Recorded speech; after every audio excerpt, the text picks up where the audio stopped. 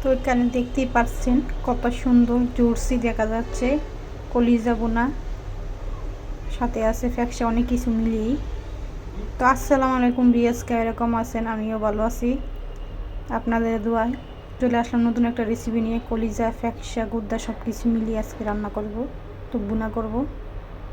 তো এগুলো আমি ভালো করে ধুয়ে নিয়েছিলাম আগে, গরম পানি দিয়ে ভালো করে ফ্রিজে রেখে দিয়েছিলাম, অনেকগুলো ছিল। এখন আবার আমি গরম পানি দিয়ে ধুয়ে আবার ঠান্ডা পানি দিয়ে ধুয়ে নিচ্ছি। এখানে সব কিছু নিয়ে নিলাম, আলু, কড়াই, তেল দিয়ে দিলাম। তো এখন এগুলো ভালো করে ধুয়ে কড়াইয়ের মধ্যে তেল দিয়ে দিয়েছি, তেলটা গরম হয়ে গিয়েছে। এখন মশলা, ডালা, এগুলো তেজপাতা, এগুলো যা যা থাকে সব কিছু দিয়ে দেবো, ভালো করে নেড়ে ছেড়ে নেব। ভালো করে ভাজা হইলে আদা, রসুন, জিরা বাটা এগুলো দিয়ে দেব, তেজপাতা, মশলা সব কিছু দিয়ে দিচ্ছি।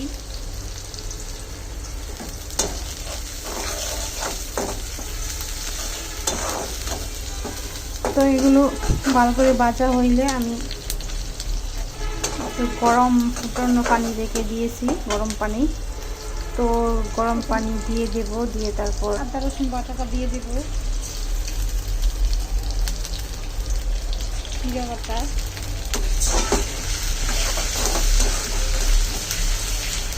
তারপরে একে একে সবগুলো মশলা দিয়ে দেব।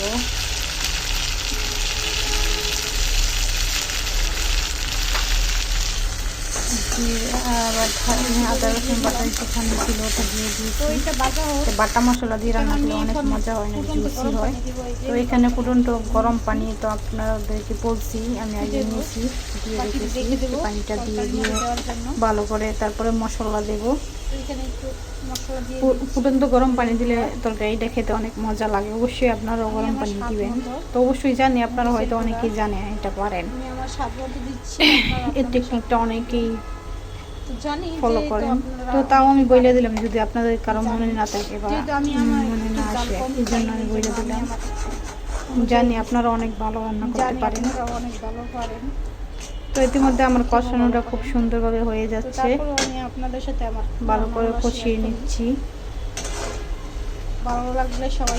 তো এখানে আলু দিতে চাইছি না, মূলত আলু দিলাম আমার ছোট বাচ্চার জন্য, সে আলু পছন্দ করে, এই জন্য আমি একটা আলু দিয়ে দিলাম।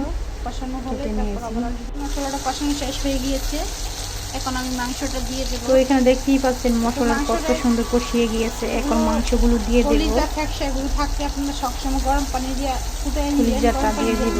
কলিজা, ফ্যাকশা সব কিছু মিলিয়ে গেছে, আপনারা দেখতেই পাচ্ছেন। আগে দিয়ে রেখেছিলাম ফ্রিজে, এক লগে অনেকগুলো ছিল, তাই আমি এক লগে সব কিছু পরিষ্কার করে নিয়েছি, গরম পানি দিয়ে ভালো করে কষিয়ে নেব, নেড়ে ছেড়ে ভালো করে দেবো আবার সব কিছুই। এখন শুধু আমি নামিয়ে রান্না করে নিচ্ছি, নামিয়ে ভালো করে ধুয়ে রান্না করে নিচ্ছি। এরপরেও একটু হালকা গরম পানি দিয়ে নামিয়ে ধুয়ে নেবেন, ফ্রিজের যে গন্ধটা থাকে। তো এইভাবে করে আমি 15 থেকে 20 মিনিট এভাবে ঝোল না দিয়ে হালকা, এইভাবে হালকা আছে আস্তে আস্তে আস্তে আস্তে একটু করে নেড়ে ছেড়ে দেবো। তারপর ঝোল দিয়ে দিয়েছি, এখানে দেখতেই পাচ্ছেন আলু দিয়ে দিয়েছি, সব কিছু দিয়ে দিয়েছি, ভালো করে কষিয়ে নিয়েছি। 20 মিনিট পর অবশ্যই আমি গরম পানি দিয়েছি এখানে ঝোলটা দেওয়ার সময়। তো এখানে আমার এটা হচ্ছে, আমি আরো 20 মিনিট রেখে দেবো এখানে, খাওয়ার জন্য আরো 20 মিনিট রেখে দেবো। চুলা আঁচটা একটু কমিয়ে দেবো ভালো করে বলক আসলে। তো এখানে দেখতেই পাচ্ছেন ঝোলটা কমে আসছে। তো ফাইনালি তরকারিটা হয়ে গেছে গাইস।